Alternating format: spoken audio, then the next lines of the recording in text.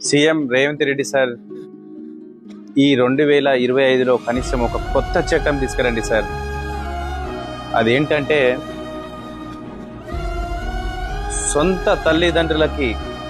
తల్లిదండ్రులకి అన్నం పెట్టని నా ప్రతి ఒక్క కొడుకుకి గవర్నమెంట్కి సంబంధించినటువంటి పథకాలు ఏవైతే ఉంటాయో అవన్నీ కూడా రద్దు చేయండి సార్.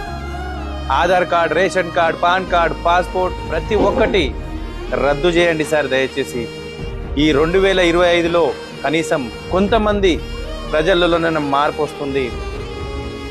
తల్లిదండ్రులు ఉన్నప్పుడు ఎవరు పట్టించుకోరు, చనిపోయిన తర్వాత ఆస్తుల పంపకాలని, ఉన్నటువంటి డబ్బు పంపకాలని ప్రతి ఒక్కటి చేస్తుంటారు సార్. కానీ ఉన్నప్పుడు బుక్కెడు అన్నం పెట్టని కొడుకులు ఎంతో మంది ఉన్నారు సార్. ఈ 2025లో ఈ మార్పు వస్తే ఖచ్చితంగా ఆ పేరు మీకే వస్తుంది సార్. ఈ యొక్క కోరిక నాది కాదు సార్. చాలా మంది రోడ్ల మీద